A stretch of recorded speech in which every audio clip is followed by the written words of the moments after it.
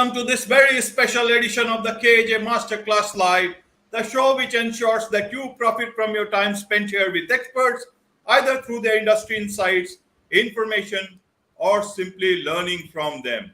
And today we have David Nour, Senior Leadership Board Advisor, educator, executive coach, and best-selling author. And he's the author of 12 books, including bestsellers, Relationship Economics, third edition. Welcome to the show, David. AJ, it's good to be with you. Thank you. Thank you. Welcome to the show. Welcome to India. And I'm sure your understanding about the power of strategic business relationship, the power and promise of strategic business relationships, including we'll try and understand the relationship economics from you. So my first understanding that I would like to understand from you, David, is that you came to the US from Iran as a teenager, if I understand, and you had only $100, limited family ties, and low fluency in English. And then you worked your way through. You have written 12 books. You have done very well for yourself, brought good name to yourself as well as the community that you belong to. What was it that helped you? Was it your own hard work? Was it any business relationship? Was it relationship economics? Or was it your just understanding of people and that took you forward? Help us understand, because at the end of the day, I understand. I want to understand from you, what is it that matters for someone to move forward, either in personal life or in business? Yeah. So AJ, thanks for having me. I have to tell you, I believe most of our success is a really interesting combination of nature, kind of how we're born and how we're raised, our parents, our family values. And ever since I can remember, both my parents are teachers, both worked 2 jobs to, serve, our family. And I learned that hustle very early on from my dad. Walking through bazaars of Iran, dad always, he's well into his 80s now, but he always hustled. So I knew that I had to likewise learn the language, learn how to get along, learn how to translate those early childhood memories and values into what it takes to succeed here in the US. But also, none of us get there by ourselves. So I was blessed that an aunt and uncle that I hadn't seen since birth moved to Atlanta. They were kind enough to adopt me so I could stay here in the States.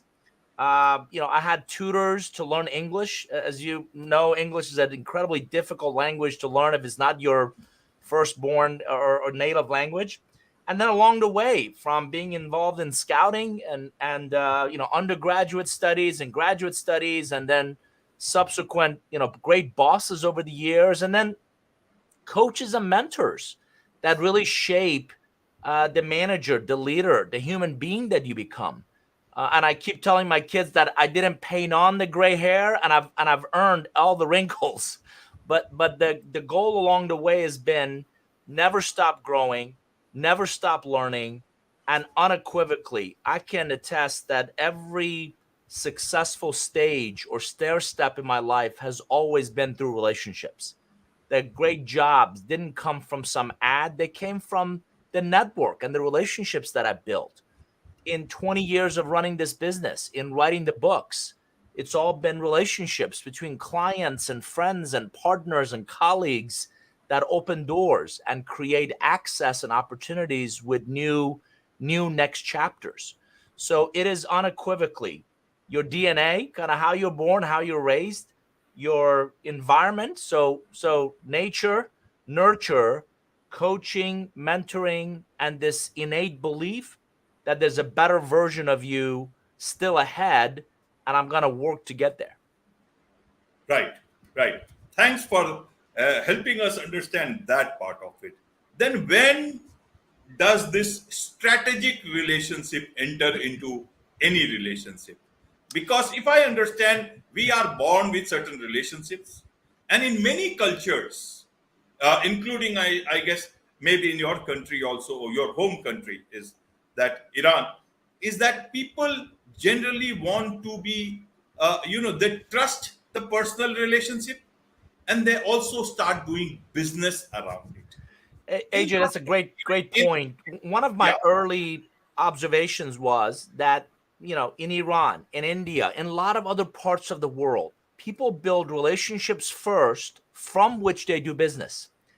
In many ways, unfortunately, as Americans, or even a lot of Western cultures, we're so focused on the business that if and only if the business works, whether I get the sale or I get the investment or I get the project done, whatever the business agenda is, if and only if that works, regrettably, we then ask people about their families and what they do when they're not working and how was their weekend. And so hence the disconnect when we go into places and people don't look like us, sound like us, or come from our backgrounds. So I find myself coaching a lot of American leaders and teams, and not just Americans, but Westerners, that if you lead with the relationship first, if you identify and nurture and sustain the relationship, almost like the arrowhead, not the feathers at the tail end of the arrow, it's amazing how often whatever you're after, the sale, the investment, the project, great people, it will come. But it's really challenging to see so many kind of think of the relationship as an afterthought. So when I say strategic relationship economics or strategic business relationships, it's important for the audience to think of a stair step. You initially meet a business contact. And again, I'm not talking about personal friends and neighbors and all that. I'm talking the business context.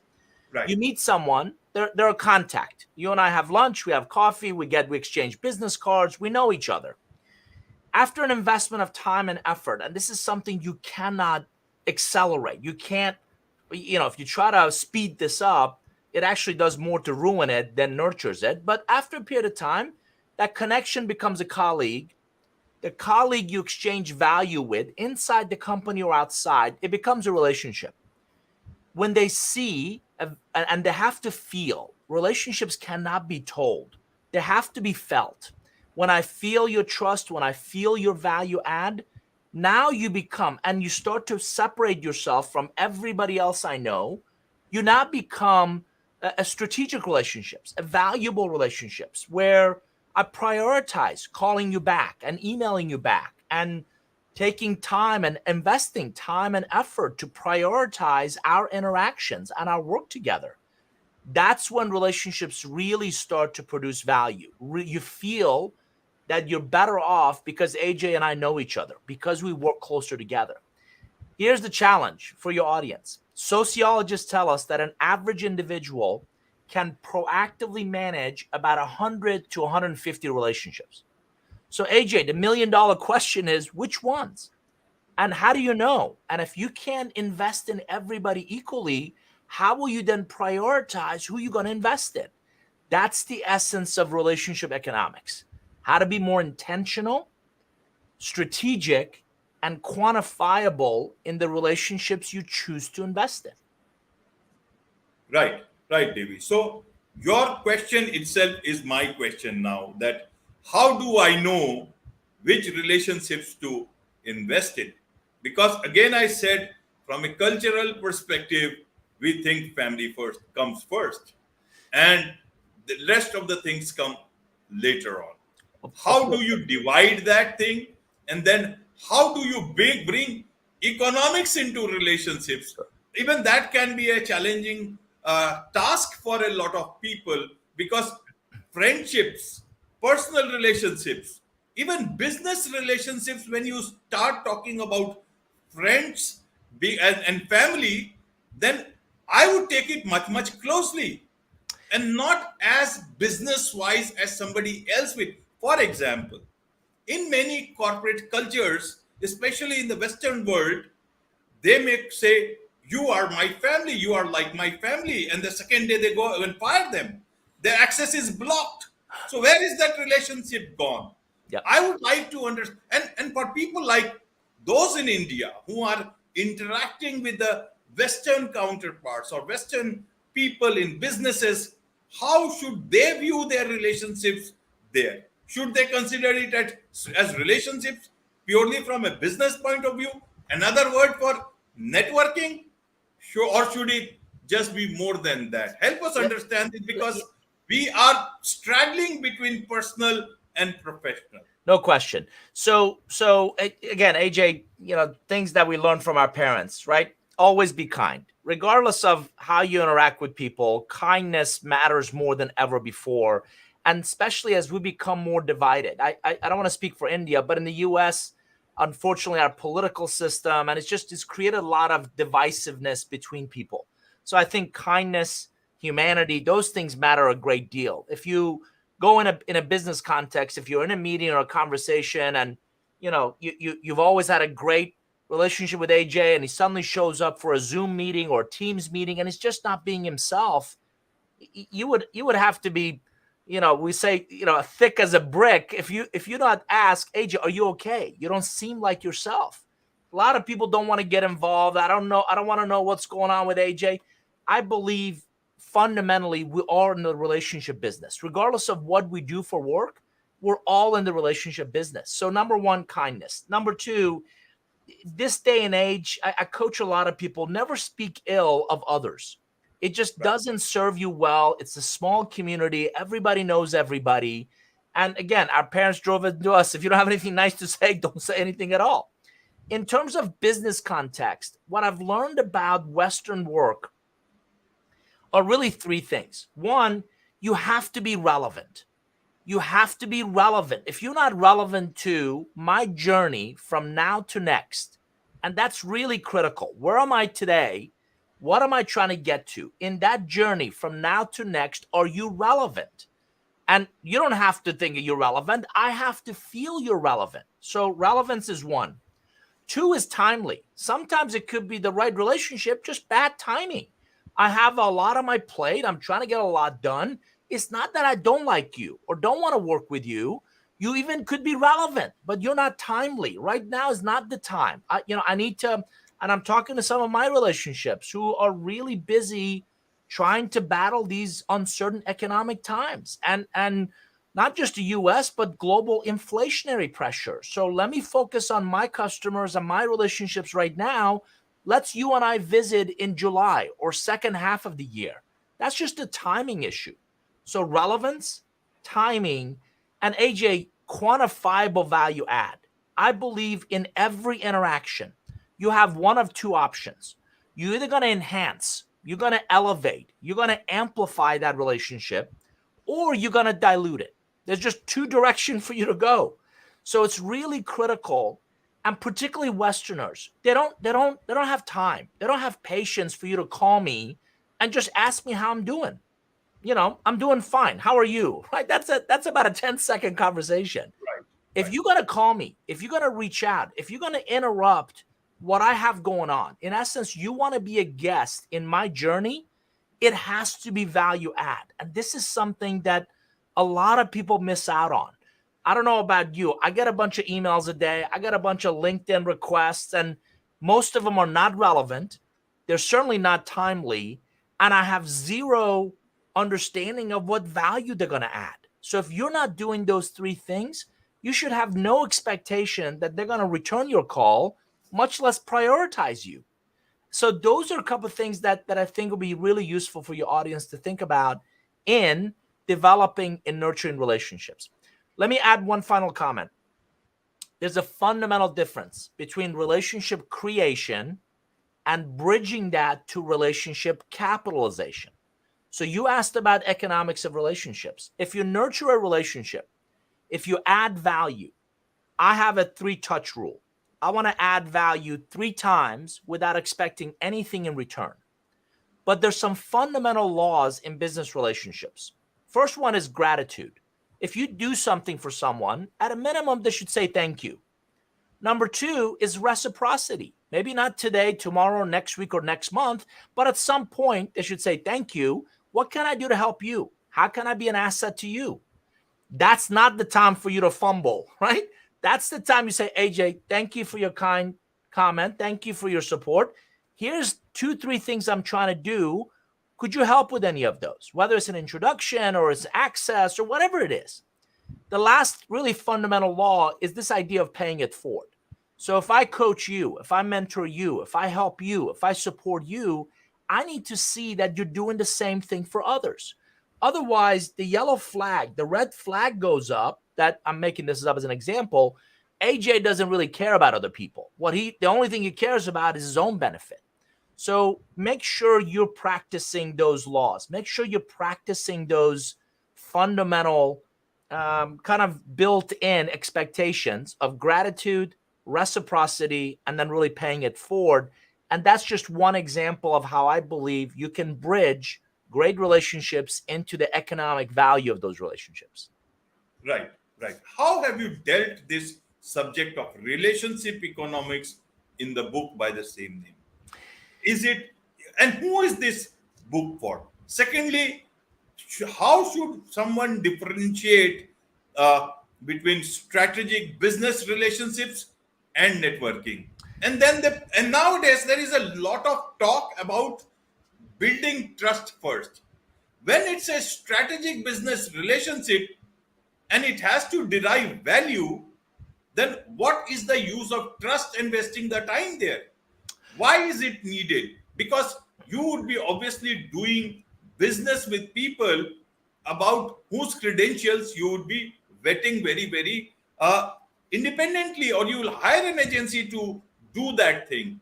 Because if trust is a strategic, once your job is done, the trust goes in the air. So help us understand how you have dealt these things in your book and who is actually this book for.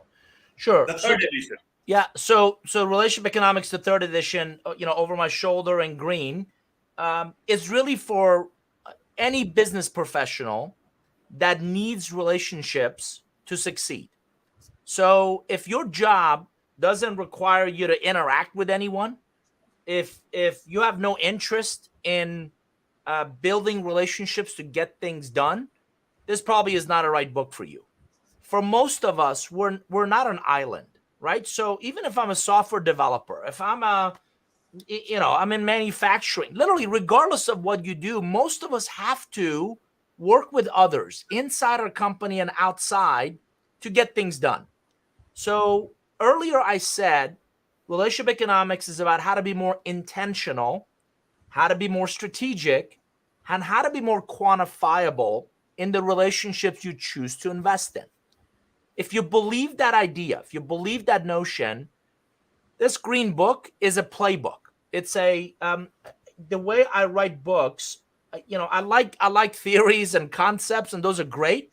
But at the end of the day, what I like to read is what, so what, now what? What does the author say? What does it mean to me? What do I want? What do I do with this?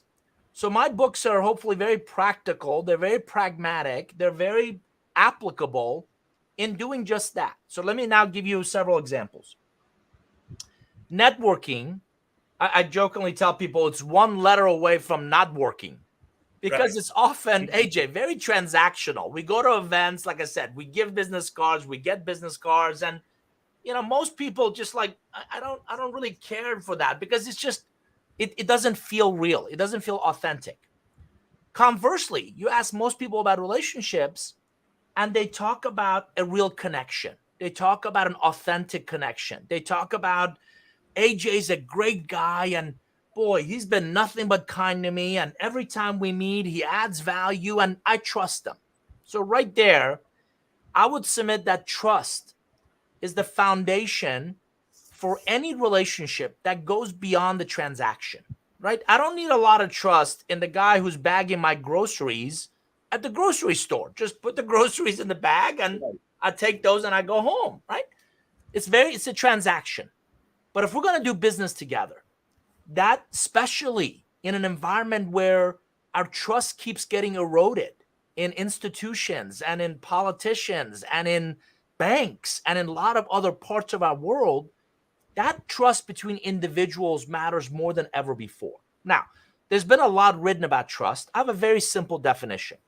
Credibility, so you know more about your world than anybody else I know, plus empathy, you can be quiet long enough to understand where I'm coming from, multiplied by consistency. trust has got to be consistent, right? You can't be trustworthy today and a crook tomorrow. That's not how this works over some period of time.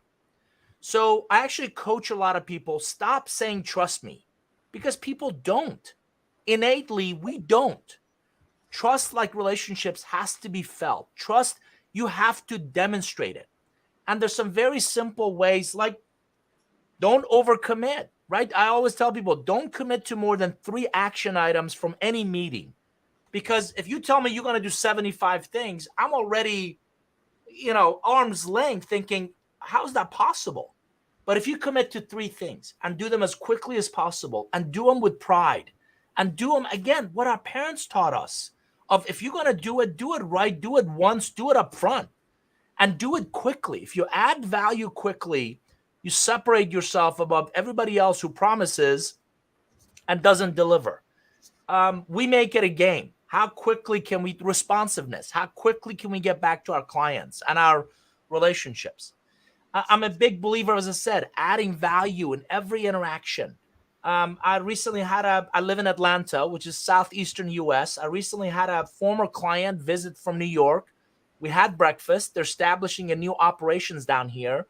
Beyond me helping them, one of the things I said is, here's a list of 10 relationships I have that I think you should meet. So on their next trip from New York down to Atlanta, because very similar to Mumbai and New Delhi, if you're local, people want to know who else you know. People want to know who else you work with. People want to know who else trusts you. So I made a list of, here's 10 people that you should meet on the next trip down from New York to Atlanta. And beyond what I do, I'm making introductions. I'm helping them really understand the local business environment. Those are examples of trust. And when you do that, when you invest in others, and that's what the book gives you, a playbook of, if I have this goal in mind, if I identify the right relationships, I call them pivotal contacts, through the relationships I already have, I call them my relationship bank. By investing in relationship currency in those relationships, it will accelerate my ability to get to my goals, get to my results. When you do that very consistently over a 30, 60, 90-day time frame, we call that strategic relationship planning. And AJ, it is a battle-tested, proven method that I'm teaching organizations, leaders, their teams, and it creates a very consistent way of turning contacts into relationships and relationships into strategic relationships that absolutely deliver economic value. Right, right, David. Now, in a corporate setting, uh, if there is, we try to bring this corporate, the strategic business relationship. It is the people who build relationships. And in a corporate setting, a lot of movement happens, including the great resignation and the quiet quitting. So, but in this movement, even the CEO can move away. And so, in this organizational setting, how do I keep that strategic business relationship, and does it move away with people, or does the organization get to keep it? Because it's always in transition. So how do organizations make sure that the relationship built by the employees for it or for them stays with the organization and not take it? That is why there is a lot of hiring that takes place. Okay, this guy is handling these many relationships, why not get this guy and we get all the business or the relationship that he has built? How would you like to address, how can organizations address this? And you also talk about corporate relationship deficit disorder. What is this about? Help us understand. And AJ, why are they suffering from this disorder? I thought it was a human thing. I love it. I love it. You bring up something that I've been a passionate advocate of for years, and the premise for your audience is this: there is no relationship between logos. There's no relationship between buildings. It's always between individuals. I don't know AJ's company. I know AJ, right? That's who I have a relationship with. So it's really important. So let me take it both from an individual, and then we'll talk about the organization. as an individual, AJ, we're all very good at collecting contacts. We get business cards, we get LinkedIn connections. I always tell people garbage in, garbage stays, because we collect a lot of information, but we never update them. We never nurture them. We never. How often have you gone to LinkedIn and somebody you knew at a company is now 3 companies later? They've moved several times and you haven't. We all do this. We do a terrible job staying in touch with, adding value with our existing relationship. So Right. I tell people, your existing relationship bank. A, you know more people than you think you do. B, we all do a terrible job nurturing those, sustaining those. So I want your audience to use me and use this episode as an excuse to reach out to some people that haven't touched base in a while and say, I heard this crazy Iranian American guy talk about relationships, and I've done a terrible job staying in touch with you. Would love to reconnect and get caught up on both sides. So nurture the existing relationships you have. Everybody wants more. I want more customers. I want more investors. I want more partners. Why don't we start by cleaning up our own house, right? Your existing relationships. So if someone moves, you're right. There's a lot of, in the US, layoffs, a lot of quiet quitting, and a lot of great resignation, the silver tsunami. A lot of people are leaving jobs. But if you stay in touch with them, if you continue to add value to them, you never know where they're going to end up next. And they will remember you. I'm still in touch with a CEO of a client, AJ, from 15 years ago. We haven't done business together in 15 years. But you know what? We've stayed in touch. He's moved from Atlanta to Dallas, Texas. Anytime I'm there, I go see him. Anytime he's in Atlanta, we get together. We talk on a regular basis. So, because the relationship is important to me. So, as individuals, we all have to do a much better job nurturing, updating, sustaining our existing relationships, because you never know where those people are going to end up. In terms of companies, and the reason I talk about corporate relationship deficit disorder, because it really is a disorder. Companies believe people are expendable. I can Right. lay somebody off and I can replace them tomorrow and we'll be fine. What you don't realize is, particularly if someone's been there for some time, the relationships they've developed are incredibly valuable in you getting things done as a company. So if, as a leader, as a company, if you don't figure out how to capture, nurture, sustain those relationships with several people. So if this one individual leaves, now you have several others that know people there at that company, at that customer, at that partner. But if your only contact is this one person and they leave, you're out in the wind. You have no connection back to that other organization. So companies don't do a very good job of coalescing, of organizing, of creating a single source of truth about the relationships. And that's a big part of what we help them do with processes, with capabilities, and with their technology stack to really help them do just that: reinvent their relationships, rebuild, re-nurture those relationships, so there's no longer a single point of failure if someone leaves inside our company or theirs. Right. Right. Well explained, David. Now, you have also talked about the role of AI in strategic relationships, especially in this third edition. How did this AI thing come into, and what role is it playing? Any role in our relationship? If I understand, mostly it's about matching you with your so-called connections on LinkedIn and other. How is it playing a role? Why did you bring it there into playing a role in your strategic relations? How do you see the role of AI in relationships at all? I have to tell you, I wrote that entire chapter before Chat GPT and the likes were really as popular as they are now. And I got to tell you, I've yet to find an AI engine that's going to replace you and I meeting in person, or shaking hands, or looking each other in the eye, or developing that trust. So today, I believe AI and ML, a lot of these generative technologies, are fantastic for doing the heavy lifting. And it's really important for your audience. Think about relationships almost like a theater act with before, during, and after. I think AI can help us do a lot more due diligence before. As how can I learn as much about AJ before we meet? So let this engine do the heavy lifting for you. If I better understand your likes, your dislikes, your preferences, we use several tools that tell me how to best engage you. That's all great content. I call those relationship on ramps, almost like a highway. As you get on, that on ramp gets you on that highway. So AI can be a great engine for your due diligence in advance.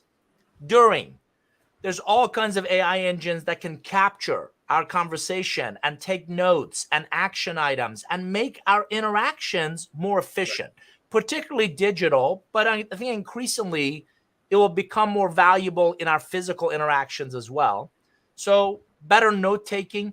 AJ, I found that a frightening statistic that less than 40% of business professionals ever follow up after an initial meeting or initial conversation. That's frightening because in the after, again, the AI engines can be great reminders, they can be great refreshers. Listen, you met with AJ a week ago, 2 weeks ago, a month ago, you promised these things, have you done them? Almost like helping us as a Right. as a digital assistant to follow up, to follow through. What's important for your audience to also understand is buyers have a certain set of needs. Sellers have a certain way of wants, right? AI, I believe, can increasingly align what a buyer wants and what a seller needs, and vice versa.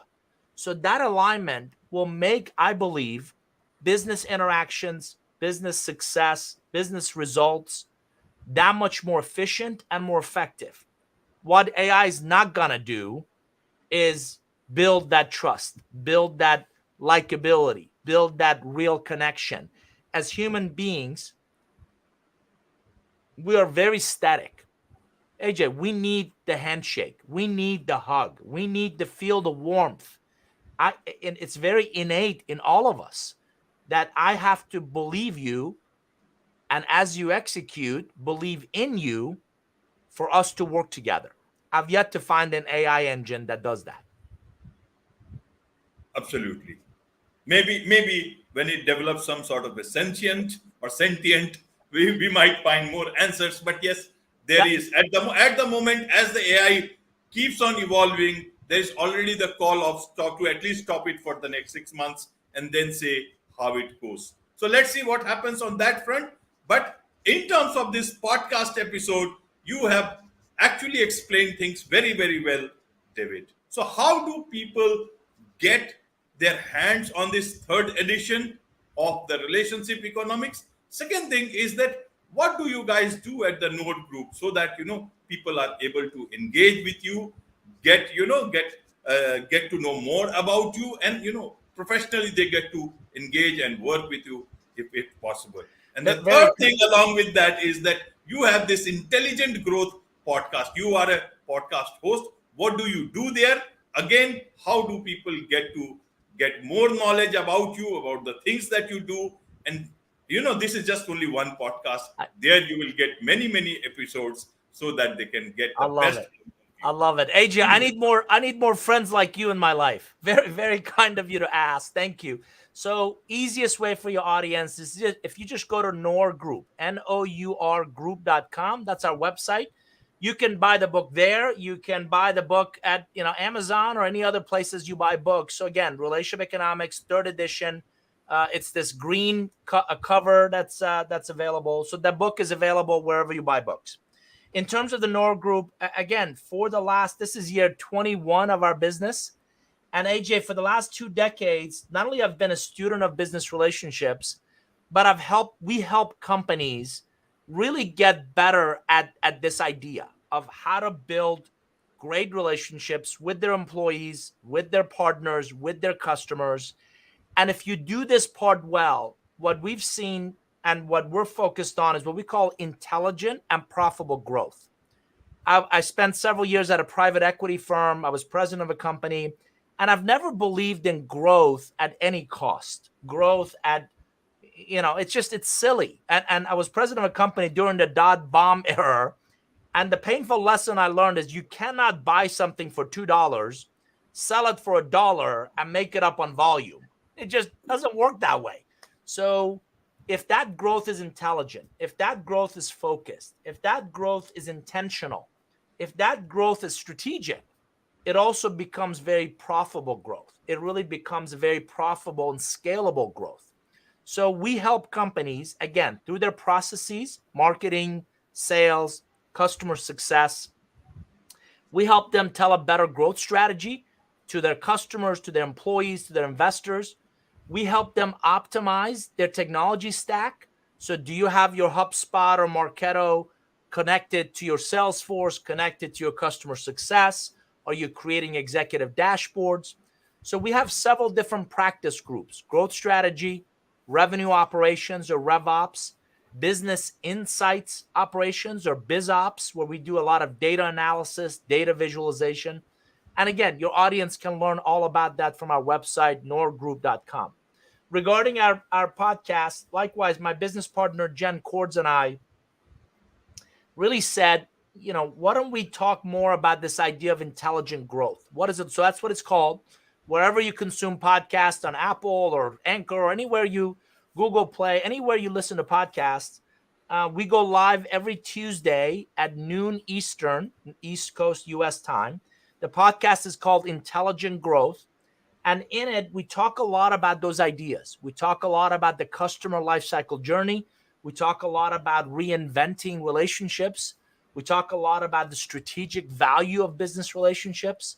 And I would encourage your audience to come join us. Again, we're live on LinkedIn and Facebook and YouTube and Twitter every Tuesday at noon Eastern. And then we repurpose that live stream as a podcast called Intelligent Growth. Wonderful. Wonderful, David. My last question to you, David, is that you know about relationships. You talk about relationships.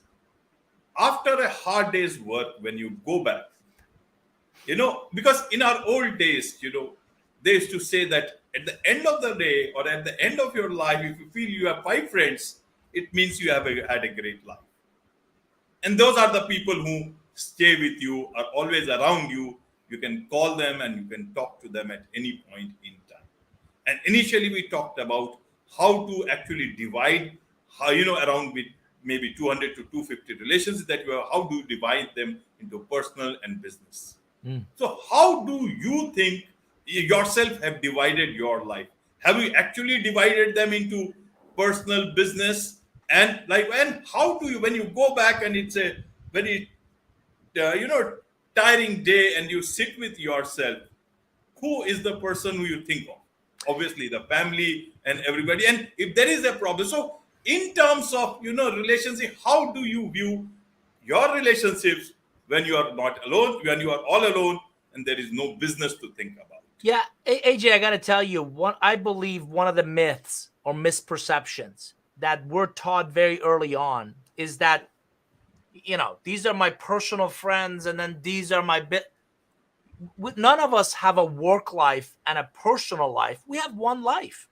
So I learned very early on I don't call it work-life balance because it's a struggle. I don't know about you. When I'm working, I'd like to be on a vacation. And when I'm on vacation, I'm thinking about work. So what I try to do is not work-life balance, but work-life blending. And I've written about this idea of the sooner you integrate your personal life with your work life, the easier it gets, the less friction you feel. So to answer your question, I have a lot of clients, business relationships, who've become friends, who've genuinely, they've been to our home. They've met my wife. They've met my kids. When they travel and they come here, like we used to do in the old days, they stay in our home. And I've actually done business with friends who know that I speak at conferences or I coach or they've bought my books for their teams. And the key is don't force it. Don't. Right. Sociologists tell us that there's this natural exchange between us and others. We give a little, people take, they judge, they give a little, we take, we judge, we give a little back. There's this natural exchange. AJ, too much, too fast. And most people are going to be like, whoa, whoa, whoa, we just met. Not enough. And they're going to think you're cold or you're distant or you're indifferent. So you got to find the right rhythm to connect and engage people. So after work, you're right. I work long days. After work, obviously, my family is really important to me. I have a set of kind of personal friends that are neighbors and classmates from graduate school, and those people I interact with. But I try to integrate those. So last night at 10 p.m., I was on a coaching call with a client that had an important meeting this morning and wanted to talk. Similarly, on weekends, I find myself talking to a lot of my clients, but it's not clients, they're friends. And by the same token, like I said, I got a call yesterday from a parent that our kids went to the same school, right? We kind of knew each other, but just kind of knew each other from the kid's school. He reaches out, they're having a meeting later this month. He asked if I would come and speak on relationship economics to their company meeting. So a friend, a personal friend, personal connection turns into a business opportunity. What people need to see, I'm going to reiterate, your authenticity. They want to see the AJ that I meet is the AJ that I get to work with, the AJ that will show up very consistently as the same person, not you're one person one day and totally somebody else the next day. Right. So that authenticity, that value add, that genuine love and interest, if you show that to people, at some point they're going to ask, what do you do for a living? And we need your help, or I know somebody that needs your help. And that's how you get to blend what your personal life with your work life. Wonderful. Wonderful. Life is just a great blend and nothing more. And so is relationship. On this note, it's a wrap on this very special edition of the KJ Masterclass Live. Thank you so much indeed for joining us. AJ, thanks for having me.